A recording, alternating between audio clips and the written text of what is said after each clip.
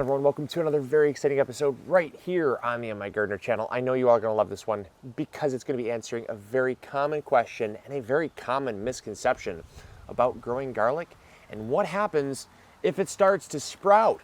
Oh no, we've got sprouts behind us, and this is something we hear all the time in our email, in our message box, because so many people try garlic for the first time and think that it's not supposed to sprout.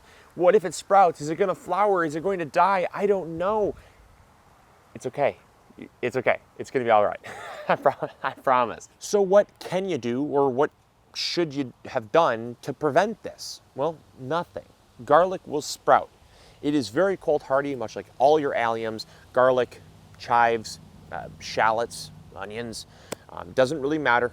Onions or alliums in general are extremely cold hardy, and they'll grow well through winter into cold weather.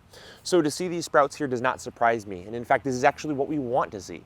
Now you might be wondering yourself, well, what the heck? You say all the time, Luke, that you don't want them to grow because they're biennials and they'll flower the next year. Again, I say this, there is a very fine line between terms, okay? There's growing, and then there's coming out of dormancy. We want to plant them with just enough time so they get established. As I've stated numerous times in numerous growing guides, you want to plant them about 30 days before your first frost so that they can get established. In order for them to get established, they have to put on growth. So many people don't understand this and think that if their plant starts growing, that it's growing. Getting established does not mean growing. Getting established means forming a root system and a few leaves that will then overwinter so that in the spring it can create energy and begin growing. This is not a growing stage. This is a establishment stage. Now, what you can do if you're concerned that it's grown too much is you can always come back and you can mulch very heavily with the leaves, grass clippings, wood chip mulch, pine straw, whatever you want to use. You can come here and mulch the beds to your heart's content, as long as you don't bury those leaves, and that will actually end up killing them. So don't bury the leaves, let the greens pop up through, and it is totally fine. These will not die back, and the reason why they won't die back is because the plant is not going through a reset period. The plant will grow up. It'll produce about maybe 1-2 sets of leaves. It'll get about 3 to 5 inches tall and no more, because by then winter will have set in and snow will be on the ground, and there's obviously no way the plant is going to be growing through that. So it can't grow anyways. Therefore, the plant can't create enough energy to have a reset period. Now, if the plant got 1 or 2 feet tall, that is when we get concerned. That's what we don't want.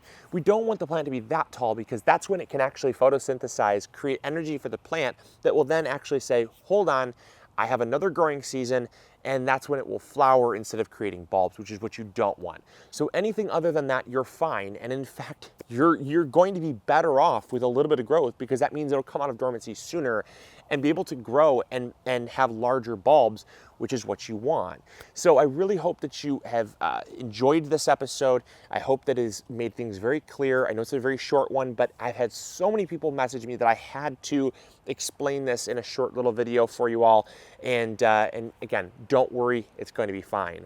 Now, the final thing is, what are we going to do? Well, because we have a little bit of growth here, like I said, I'm not concerned at all. I'm going to come back probably like maybe late November, before we start to get a lot of snow, and I'm going to put my my pet store mulch down.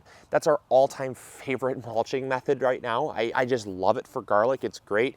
Our other top mulching favorite is actually partially finished compost, and I like that too.